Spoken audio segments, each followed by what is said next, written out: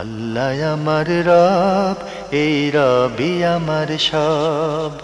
দামে দামে তন মনে তারি অনুভব। তোমার দুনিয়াতে আমি যেদিকে তাকাই, অথই নিয়ামতে ডুবে আছি সবাই। পাক পাখালির গানে শুনি তসবি কলো রব, তসবি কলো রব। আল্লাহ আমার রব, এই রবি আমার সব। আসসালামু আলাইকুম, আলহামদুলিল্লাহ, আসসালাতু ওয়াসসালামু আলা রাসূলিল্লাহ। প্রিয় দর্শক, আপনারা যারা দেশে আছেন প্রবাসে, সবাইকে জানাই অনেক অনেক প্রীতি ও শুভেচ্ছা। শুরু হলো এনটিভি আয়োজিত এবং লাভ হলো নিবেদিত অনুষ্ঠান আপনার জিজ্ঞাসা। আপনাদের সাথে আছি আমি জাইনুল আবেদিন আজাদ, আর আপনাদের মনোজাগা প্রশ্নের জিজ্ঞাসার জবাব দিচ্ছেন বিশিষ্ট আলেম ডক্টর মোহাম্মদ সাইফুল্লাহ। আসসালামু আলাইকুম ওয়া রাহমাতুল্লাহি ওয়া বারাকাতুহু। প্রিয় দর্শক, চলুন তাহলে জিজ্ঞাসার জগতে। শুরুতে একটি ইমেল পাঠিয়েছেন শামীমা নার্গিস। লিখেছেন, আমার মেয়ে 2019-এ জব শুরু করেছে, কিন্তু জাকাত দেওয়া হয়নি। এখন বুঝতে পেরেছে জাকাত আদায় করতে চায়। সে কি 2019 থেকে 2020 এই এক বছর তার ব্যাংকে কত টাকা জমা ছিল তার হিসেব করে জাকাত দিতে পারবে? তারপর 2020 থেকে 2021, তারপর 2021 থেকে 2022, তারপরে 2022 থেকে 2023, 2023 থেকে 2024 আলাদা বছরের আলাদা হিসেব করে করে দেবে? চাঁদের মাস গণনা করে দেবে? একটু বুঝিয়ে বলবেন। কিন্তু নেশাব পূর্ণ হয়েছে কিনা নেশাব তো উল্লেখ করেনি, কিন্তু জাকাত আদায় করেনি। এতে বোঝা যায় যে তারা বুঝছেন যে নেশাব টাকা তো হয়েছে সারা বছরে, এবং এখন যদি অপরাধী মনে করতেছেন যে আমাদের জাকাত দেওয়া, এখন আমি দিব, পরিশোধ করতে চাই, কীভাবে দেব? এই দেওয়ার পদ্ধতি সম্পর্কে বলছেন 2019 থেকে এখন তো 2025, তো 2019 থেকে 2022 এক বছর তো জাকাত যেটা হয়েছে সেটা তো ব্যাংকে হিসাব আছে, সেই হিসাব করে করে এরকমভাবে প্রতি বছরের ব্যাংক হিসাব করে ওইভাবে কি জাকাত দিলে হবে? হ্যাঁ, ব্যাংক হিসাব করে আপনি টাকা দিতে পারবেন, প্রত্যেক বছরের ব্যাংকে হিসাব করে টাকা দিতে। কিন্তু এখানে উল্লেখ করে নাই যেটা, সেটা হচ্ছে এই যে আপনার টাকা, চাকরির টাকা যেটা জমা হয়েছে সেটা কি নিসাব পরিমাণ আছে কিনা। এখানে আরেকটি বিষয় এসে যাবে, আপনি 2019-20-এর জাকাত এক বছর দিলে কি হয়ে যাবে না? এই টাকা যদি জমা থাকে প্রতি বছর তো সে টাকার উপর আপনার জাকাত আসবে নেশার পরিমাণ হলে। প্রতি বছরে একবার দিলে আর আসবে না তা না, ব্যাংকে জমা থাকার পর আপনাদের খরচ থাকার পরে যদি সেটা জাকাতযোগ্য হয় তাহলে এটা প্রত্যেক বছরই টাকা দিতে হবে। জি। আরেকটি প্রশ্ন করেছেন, গহনার জাকাত কি বিক্রয় মূল্য হিসেবে জাকাত দিতে হবে? বিক্রয় মূল্য হিসেবে জাকাত দিতে হবে। কিভাবে বিক্রয় মূল্য হবে সেটা আমি জানি না। বিক্রয় করছেন কিনা আপনি তাহলে বুঝতে পারবেন। সেটা হলো বিক্রয় মূল্য, যেহেতু বিক্রয় হয়নি তাহলে আপনি বিক্রয় মূল্য নির্ধারণ করবেন কিভাবে?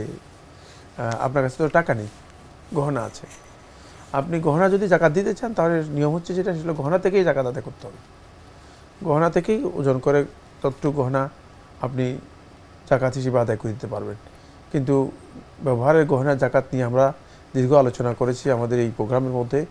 আপনারা বিভিন্ন জায়গায় আমাদের আলোচনা শুনবেন যে এ নিয়ে আলেমদের ইখতিলাফ রয়েছে। আলেমদের মধ্যে একদল আলেম জাকাত হবে বলেছেন, আরেক দল আলেম জাকাত হবে না বলেছেন। জাকাত হবে না এটাই হচ্ছে এক্ষেত্রে প্রসিদ্ধ এবং প্রণিধানযোগ্য বক্তব্য। বাকি এখন মানে আপনি এই বিপদে পড়ছেন এই জন্য যে আপনি জাকাত ধরে নিয়েছেন। জাকাত ধরে নিয়ে এখন আপনি কি বিক্রয় মূল্য দিবেন না ক্রয় মূল্য দিবেন, না কি মানে এটা কি বলা হয়, মানে বর্তমান যে মূল্য আছে সেই মূল্য দিবেন, মানে এটা মানে কিসের ভিত্তিতে ধরবেন? এটা একটা আন্দাজ, কারণ আপনি তো বিক্রি করেন নাই। জি, এটা গলত কাজ। জি, আমরা জানলাম বিষয়টি সম্পর্কে। প্রিয় দর্শক, আমাদের হাতে একটি ইমেল পাঠিয়েছেন রাকিব উন নবী। 5 নম্বর প্রশ্ন আপনার এরকম, সালাতে তাশাহুদে বসা অবস্থায় চোখ কোন দিকে থাকবে? শাহাদাত আঙ্গুলের দিকে নাকি সেজদার দিকে? সালাতের মধ্যে মানে তাশাহুদের চোখ কোন দিকে থাকবে? তাশাহুদের মধ্যে চোখ আপনার দৃষ্টি শাহাদাত আঙ্গুলের বাইরে যাবে না, এটা হচ্ছে বিশুদ্ধ বক্তব্য। মানে শাহাদাত আঙ্গুলের দিকে তাকিয়ে থাকবেন, এই কথা শুদ্ধ নয়। মানে শাহাদাত আঙ্গুল এটা একটা সীমানা, এটা হলো সীমানা। জি, শাহাদাত আঙ্গুলের বাইরে আপনার দৃষ্টি যাবে না, এটা হচ্ছে বিশুদ্ধ বক্তব্য। কিন্তু শাহাদাত আঙ্গুলের দিকে তাকিয়ে থাকতে হবে, এই কথা শুদ্ধ নয়। জি, তাহলে সাজদার দিকেও নয়, না সিজদার দিকেও নয়, সিজদার জায়গায়ও নয়। তারপরে তার দৃষ্টিতে এত মানে নিবন্ধিত থাকবে, এত মানে সুনির্দিষ্ট জায়গার মধ্যে পরিসরে মানে আবদ্ধ থাকবে যে শাহাদাত আঙ্গুল থেকে কোনোভাবে কি হবে না, অতিক্রম করবে না। এটা হচ্ছে বিশুদ্ধ বক্তব্য। আমরা জানলাম বিষয়টি সম্পর্কে। প্রিয় দর্শক আরও লিখেছেন, সূরা আলে ইমরান এবং সূরা বাকারা প্রতিদিন কত আয়াত করে পড়ব? আমি প্রতিদিন রাতে সূরা বাকারার শেষ 2 আয়াত তেলাওয়াত করি। আপনি যতটুকু পারেন পড়তে পারেন, যতটুকু পারেন পড়তে পারেন। তবে সূরা বাকারা যদি পুরোটা পড়তে পারেন সেটা উত্তম। পুরোটা অনেক লম্বা, তো হয়তো পুরোটা পড়তে পারবেন না, যতটুকু পারেন ততটুকু পড়বেন। শেষ 2 আয়াত পড়ছেন, এটা তো ভালো। 2 আয়াত নিয়মিত পড়বেন, এটা ঠিক আছে। রাত্রে প্রত্যেক রাত্রেই সূরা বাকারার শেষ 2 আয়াত পড়ার ফজিলত রয়েছে এবং শেষ 2 আয়াত পড়তে পারেন। বাকি ওই সূরা বাকারা সূরা আলে ইমরানের কতটুকু পড়বেন এটা আপনার নির্ভর করবে। আপনি কোরআন তেলাওয়াতের জন্য প্রত্যেক ইমানদার ব্যক্তি, তার জন্য একটা সিলেবাস থাকবে। তিনি নিজের জন্য সিলেবাস করে নেবেন যে আমি প্রতিদিন 2 পৃষ্ঠা করে পড়বো, প্রতিদিন 1 পৃষ্ঠা করে পড়বো। সেভাবে পড়ার জন্য চেষ্টা করবেন, তবে সেটা নিয়মিত পড়ার জন্য চেষ্টা করবেন।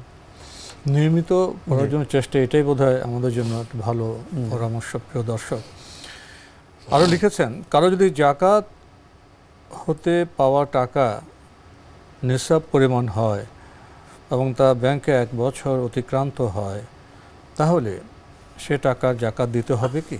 হ্যাঁ, অবশ্যই দিতে হবে। নিসাব পরিমাণ হলে তিনি আর ফকির নন, উনি তো ধনী হয়ে গেলেন। নিসাব, আপনার কাছে নিসাব পরিমাণ টাকা যদি 1 বছর থেকে দেয়, যাকাত নেওয়া আপনার জন্য হারাম এবং আপনি বরং যাকাত দিতে হবে। জি, আরও লিখেছেন, বিয়ের ব্যাপারে কেউ জিজ্ঞাসা করলে তখন ছেলে বা মেয়ের যদি দোষ ত্রুটি থাকে সেটা বললে কি গীবত হবে? কেউ যদি আপনাকে জিজ্ঞেস করে মানে বিয়ের ব্যাপারে, যদি এমন কোনো দোষ ত্রুটি থাকে যে দোষ ত্রুটি মানে আপনি জানেন যেটা হয়তো বিয়ের জন্য মানে খুব গুরুত্বপূর্ণ তথ্য, হ্যাঁ, মানে যেটা মানে বিয়ের ক্ষেত্রে মানে খুব প্রয়োজন, কারণ এই তথ্য যদি তাকে না দেওয়া হয় তাহলে সে ক্ষতিগ্রস্ত হবে, তাহলে সেক্ষেত্রে বলা জায়েজ, সেক্ষেত্রে বলা জায়েজ। কিন্তু যদি এমন ঠুনকো বিষয় হয় যেটা বিয়ের জন্য তেমন কোনো মানুষের তো কিছু ত্রুটি বিচ্যুতি থাকবেই, হ্যাঁ, মানে এমনি সাধারণ বিষয়, কিন্তু যদি আপনি সেটা বলেন তাহলে এই বিয়েটা হবে না,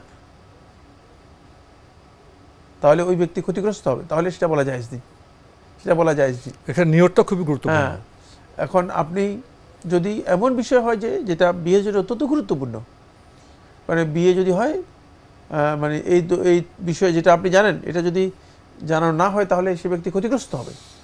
আবার বলছি, ক্ষতিগ্রস্ত হবে এটা যদি নিশ্চিত হন, তাহলে আপনি সেক্ষেত্রে বলতে পারেন যে হ্যাঁ, এই ধরনের ত্রুটি আছে, এটা আপনার জন্য জায়েজ রয়েছে, সেটা গীবত হবে না, এটা বলা জায়েজ। জি, আরও লিখেছেন, বাবা মার নামে দান করার সময় আমার বাবা মার জন্য দিলাম এমনটা বলে কি দান করতে হবে? মুখে বলার কোনো দরকার কিছু বলতে হবে না, মুখে বলার দরকার নেই।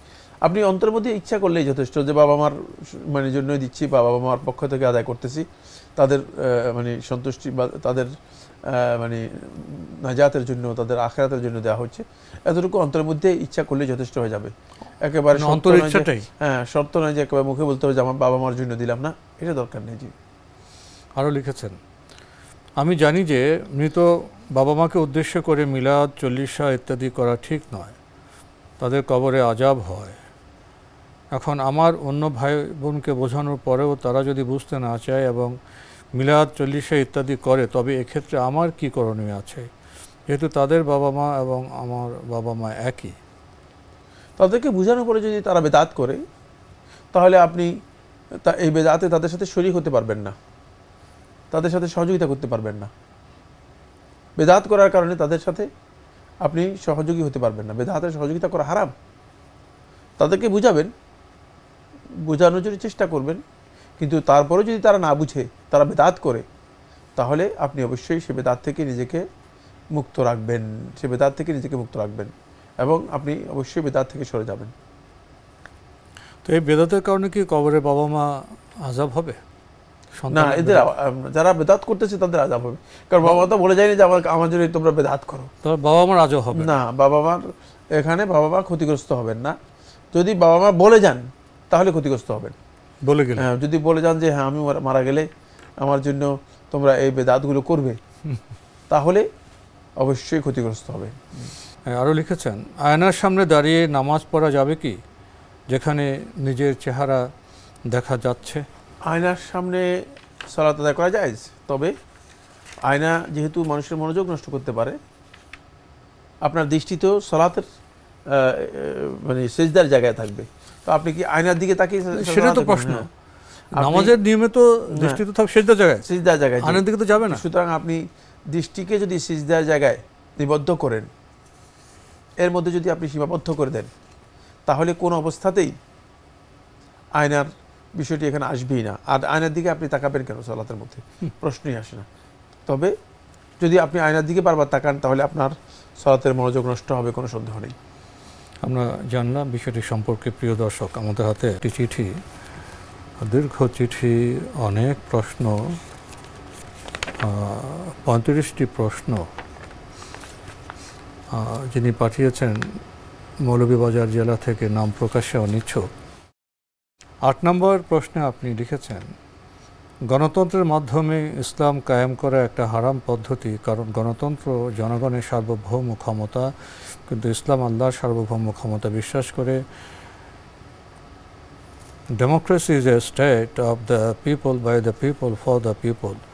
কোরআনে বর্ণিত আছে যে, হে মুহাম্মদ সাল্লাল্লাহু আলাইহি ওয়াসাল্লাম, আপনি যদি অধিকাংশ লোকের কথা মানিয়া নেন তাহলে ওরা আপনাকে বিপদগামী করে ছাড়বে। এমত অবস্থায় সংসদ পরিচালিত সংখ্যাগরিষ্ঠ জনগণের ভোটের মাধ্যমে নির্বাচিত প্রতিনিধিদের দ্বারা আইন প্রণয়ন ও সংখ্যাগরিষ্ঠরা করেন। মুহাম্মদ ইসলাম 13 বছর মক্কায় দাওয়াত দিয়েছেন তাওহীদের। পৃথিবীতে একটাও ইসলামিক রাষ্ট্র নেই, কিন্তু মুসলিম রাষ্ট্র 57টি। কাজে দাওয়াতের মাধ্যমে ইসলাম কায়েম সম্ভব। জিহাদ ঘোষণা করবেন ইসলামী রাষ্ট্রের রাষ্ট্রপ্রধান, সেক্ষেত্রে ইসলামী রাষ্ট্র না থাকলে কে জিহাদ ঘোষণা করবে? আপনি একটি মতামত জানিয়েছেন, এ বিষয়ে কি বলবেন? মানে উনি এটা প্রশ্ন করেছেন না মতামত জানিয়েছেন? মতামত জানিয়েছেন। না, আপনার এই মতামত গলত, একেবারেই গলত। এটি খারিজি এবং মানে হাদ্দাদি গ্রুপের বক্তব্য। পরবর্তীতে পথভ্রষ্ট কিছু ফেরকা, গোপন এজেন্ডা নিয়ে যারা কাজ করে থাকে, তাদের বক্তব্য। 1 নম্বর কথা হচ্ছে, পৃথিবীতে 57টি যে মুসলিম দেশ আছে, এগুলো মুসলিম দেশ। মুসলিম দেশ আর ইসলামী দেশের মধ্যে মানে কোনো পার্থক্য নেই। এখানে আপনি মুসলিম হিসেবে ইসলাম পালন করতে তো কোনো বাধা নেই। হয়তো মানে রাষ্ট্রীয়ভাবে কোরআন হাদিস মানে এর যে বিধান আছে, সেই বিধান প্রযোজ্য হচ্ছে না, ত্রুটি বিচ্যুতি আছে। ত্রুটি বিচ্যুতি নাই যে পৃথিবীতে কোন জায়গা আছে? সব জায়গাতেই ত্রুটি বিচ্যুতি থাকবে। এটা আগেও ছিল, মানে আগে ছিল না একথা বলার সুযোগ নেই। সুতরাং ত্রুটি বিচ্যুতি থাকবেই, স্বাভাবিক কথা। কিন্তু আপনি বলে দিলেন এক কথায় সমস্ত মুসলিম দেশকে আপনি মানে অমুসলিম দেশের মতো বলে দিলেন, বললেন যে না, ইসলামী রাষ্ট্র বলতে পৃথিবীতে নেই, এগুলো মুসলিম দেশ। তো মুসলিম দেশ, মুসলিমরা কি মানে ইসলাম অনুসরণ করে না? মুসলিমরা তো ইসলাম, নামাজ, রোজা, হজ, যাকাত সব করছে। ইসলামের মৌলিক বিধানগুলি, সব বিধান মানা হচ্ছে না। ইসলামের মৌলিক বিধানগুলো সবই বাস্তবায়ন হচ্ছে, সবই সরকার বাধা দিচ্ছে না, কোনো কিছুই সরকার সবগুলো মানে কোথাও কোনো বাধা নেই। এমনকি মানে ইসলামী বিভিন্ন অকেশনে বন্ধ পর্যন্ত দেওয়া হচ্ছে, সরকারিভাবে বন্ধ দেওয়া হচ্ছে। সুতরাং মানে এখানে যেটা হচ্ছে সেটা হলো মানে ইসলামের কিছু আইন আছে, ইসলামী শরিয়ার কিছু আইন আছে, সে আইনগুলো কার্যকরী নেই। এটা একটা পার্ট, একটা নাকস, ত্রুটি। সেটা এটা নাই কেন? এই যে আমাদের কারণে, মুসলিমদের কারণেই নেই, মুসলিমরা চায় নেই, ঠিক না? যদি মুসলিমরা চাইতো তাহলে সেটা হতো। মুসলিমরা চায় নেই, এই জন্য হয় নাই। মানে আপনি একজন, আপনিও এর মধ্যে অন্তর্ভুক্ত। মানে যদি আপনিও চাইতেন তাহলে হইতো, কিন্তু আমরা চাই নাই। এখানে একটি বিষয় আপনার সামনে পেশ করতে চাই। এই যে বললেন যে 57টি মুসলিম রাষ্ট্র, এগুলো একটা ইসলামিক রাষ্ট্র নয়। আপনি তো আপনার বক্তব্যে বললেন যে ইসলামের যে মৌলিক বিষয়গুলো আছে, যে কালেমা, নামাজ, রোজা, হজ, যাকাত, এগুলো সব হচ্ছে। এবং বিভিন্ন সব বিধিবিধান প্রতিষ্ঠিত নাই, ত্রুটি বিচ্যুত আছে, এটা ঠিকই আছে। আমি যদি একটি প্রশ্ন এভাবে করি, মনে করেন একটি ভৌগোলিক এলাকাকে ইসলামী রাষ্ট্র ঘোষণা করা হলো, এটা ইসলামী পরিপূর্ণ রাষ্ট্র, সে রাষ্ট্রে কি ত্রুটি বিচ্যুত থাকবে না? এটাই তো, ত্রুটি বিচ্যুত অনেক থাকবে। শুধু তার মানে ইসলামী রাষ্ট্র হওয়ার পরও মুসলমানদের মধ্যে ত্রুটি বিচ্যুত থাকবে। এই জন্য তো পরীক্ষা, এই জন্য তো বেহেশতেরও পর্যায়ে আছে, দোজখেরও পর্যায়ে আছে। তো ওইটাই বলছি, ত্রুটি বিচ্যুতি অবশ্যই থাকবে। আর ইসলামী আইন না থাকাটা, যেহেতু এখানে মুসলিম যারা আছে তারাই চায়নি, যদি যারা সবাই চাইতো তাহলে অবশ্যই ইসলামী আইন হতো।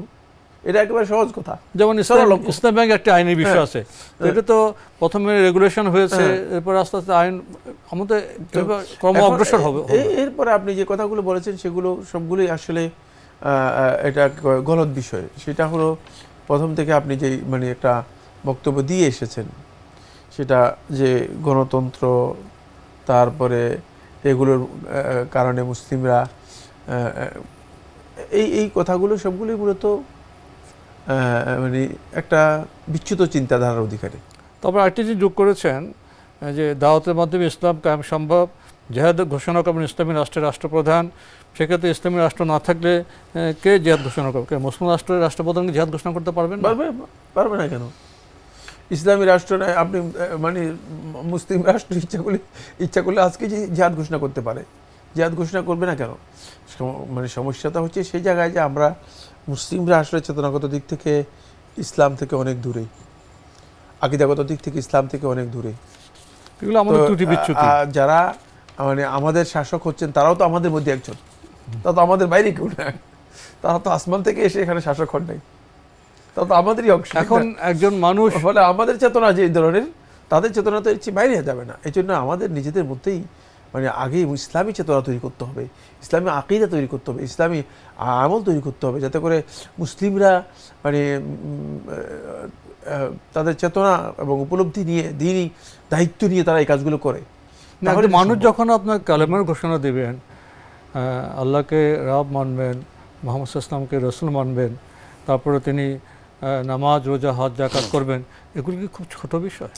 না, কোনোটাই প্রশ্নই আসে না। বরং মানে উনি যেগুলোর কথা বলেছেন সেটা হচ্ছে শুধুমাত্র কিছু আইন বাস্তবায়ন করা, মানে কিছু ইসলামী রাষ্ট্রীয় কিছু আইন রাষ্ট্রীয় আইনগুলো বাস্তবায়ন করা, এটা ক্ষমতার সাথে জড়িত বিষয়। এটা কোনো মানে মানে মানুষের ব্যক্তিগত বিধান নয়। আর ইসলামী রাষ্ট্র ঘোষণা করলেও ফর্মালি সেখানে কি সব আইন সুচারুভাবে সম্পন্ন হবে? সেখানে ভুল ত্রুটি থাকবে না?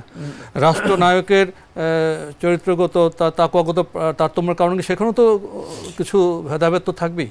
সেটা আমি বলেছি, ইসলামের ইতিহাসেই যদি ইসলাম ইতিহাসকেও পর্যালোচনা করে তিনি বুঝতে পারবেন যে মানে ইসলামের ইতিহাসেই খোলাফায়ে রাশিদিনের পরবর্তী সময়ে মানে এবং উমাইয়াদের মধ্যে পরবর্তী সময়ের লোকেরা ওমর ইবনে আব্দুল আজিজ রহমতুল্লাহ বাদ দিয়ে মানে তাদের সময় এবং পরবর্তী আব্বাসীয়দের সময় সব সময় মূলত প্রচুর ভুল ত্রুটি সব একরকম ছিল না, ভয়ঙ্কর ভয়ঙ্কর ভুল ত্রুটি। শুধু মানে এগুলো বললে মানে এগুলো যারা ইতিহাস, তাহলে আমরা এটা বলতে পারি যে একজন মানুষ যখন কালেমা পড়বে, তাওহীদ মানবে, এরপরে নামাজ, রোজা, হজ, যাকাত করবে, এরপরে রাষ্ট্রীয় বিধিবিধান, এগুলো তো আপেক্ষিক। জনগণের সমর্থন, তাদের প্রাগ্রসতা অনুযায়ী আস্তে আস্তে আস্তে আস্তে আমরা পূর্ণতার দিকে এগিয়ে যাব। আর যেগুলো আছে এগুলো তো কম নয়, এটা খুব ছোট বিষয় নয়।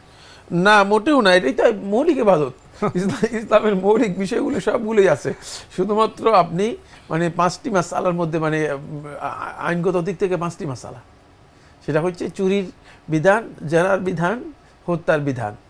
হত্যার ব্যাপারে আমাদের দেশে হত্যার পরিবর্তে হত্যা আছে, যদিও মানে সেটাকে মানে আইনের বিধান আছে, আইনের তারতম্য আছে, বিধান আছে, আইনের মধ্যে পার্থক্য রয়েছে। আর বাকি সমস্ত বিধানই আছে। কিছু কিছু বিধানের মধ্যে কিছু মানে ত্রুটি বিচ্যুতি আছে, নাই যে কথা আমি বলছি না। তবে এগুলো হচ্ছে মানে সরকার এবং ক্ষমতার সাথে জড়িত বিষয়। ইসলাম ব্যক্তি পালন করার জন্য, মুসলিম হওয়ার জন্য, ইসলামী রাষ্ট্রের জন্য সালাত কায়েম থাকা, তারপরে যাকাত আদায় করা এবং সিয়াম পালন করা, এগুলো হচ্ছে মৌলিক বিষয়। এগুলো যেখানে প্রতিষ্ঠিত আছে সেটা আপনি মুসলিম রাষ্ট্র বলেন বা যেই নামই দেন না কেন, সেখানে ইসলাম আছে। এটা মানে বিষয়টা এরকম, জি। আমি একজন পথিক, আমি জীবনের পথপ্রান্তরে আমি অভিযাত্রায় আছি, সামনে অনেক বাকি আছে। অর্থ কি এই আমি যে অনন্ত এগিয়ে আসলাম এটা কোনো অর্থ নেই, আমরা আরও পূর্ণতার দিকে এগিয়ে যাব, তা যতদূর এগিয়ে আসলাম সেটাও তো অর্থ আছে। হ্যাঁ অবশ্যই, পূর্ণতা যেটাকে বলা হচ্ছে, মানে পূর্ণতার বিষয়টিও আপেক্ষিক। এবং যদিও মানে রাষ্ট্র ক্ষমতা ইসলাম না থাকে, যেহেতু মুসলিমদের সকলের মাধ্যমেই দেশ পরিচালিত হচ্ছে, তাহলে সেটা ইসলামী রাষ্ট্র, মুসলিম রাষ্ট্র। তো আজকে আমাদের এখানে শেষ করতে হচ্ছে। আপনাকে অনেক ধন্যবাদ। আপনাকে অনেক ধন্যবাদ। প্রিয় দর্শক, আমরা দেখছিলাম এনটিভি আয়োজিত এবং রাফেল নিবেদিত অনুষ্ঠান আপনার জিজ্ঞাসা। আমাদের অনুষ্ঠান আপনারা এনটিভি অনলাইনেও দেখতে পারবেন, ভিজিট করুন www.ntvbd.com। এছাড়া ইউটিউবে এবং আমাদের ভেরিফাইড ফেসবুক পেজে অনুষ্ঠান দেখতে পারবেন। আসলে আজকে শেষে যে প্রশ্নটি, আমরা অতি সংক্ষেপে কিছু কথা বলেছি, এটা খুব একাডেমিক বিষয়, এটা বিস্তারিত আলোচনার বিষয়। তো আমরা এটাই বলতে চেয়েছি, একজন মানুষ যখন সে কালেমাকে গ্রহণ করবে, আল্লাহ একাত্মকে মেনে নেবে, রাসূল ইসলামকে নবী হিসেবে মেনে নেবে, এটা একটা বড় আকীদার বিষয়। এরপরে নামাজ, রোজা, হজ, যাকাত করবে, এটা কি ইসলামে বড় বিষয় নয়? হ্যাঁ, আরও রাষ্ট্রীয়ভাবে যদি ইসলামকে মেনে নেয় আরও করণীয় আছে, সেদিকে আমাদের অগ্রসর হতে হবে। কিন্তু মুসলিম রাষ্ট্রগুলোতে যেগুলো হতে পারতেছে, হচ্ছে, সেগুলো কম নয়। আমরা এখানে শুধু উপলব্ধির কথা বললাম, আমরা কিন্তু পূর্ণতাকে অস্বীকার করছি না। আশা করি বিষয়টি উপলব্ধি করতে পারবেন। চিঠি লিখুন, প্রশ্ন পাঠান আমাদের ঠিকানায়। পরিচালক আপনার জিজ্ঞাসা, এনটিভি, বিএসসিসি ভবন, 7ম তলা, 102 কাজী নজরুল ইসলাম এভিনিউ, কারওয়ান বাজার, ঢাকা 1215। ইমেল অ্যাড্রেস আপনার জিজ্ঞাসা @ntvbd.com। মহান আল্লাহ আমাদের সবাইকে নিরাপদে রাখুন, রাখুন শান্তিতে। আসসালামু আলাইকুম। আল্লাহ আমার রব, এই রবি আমার সব, দামে দামে তুন মনে তারি অনুভব। তোমার দুনিয়াতে আমি যেদিকে তাকাই, অথই নিয়ামতে ডুবে আছি সবাই। পাক পাখালির গানে শুনি তসবিহ কলরব, তসবিহ কলরব। আল্লাহ আমার রব, এই রবি আমার সব।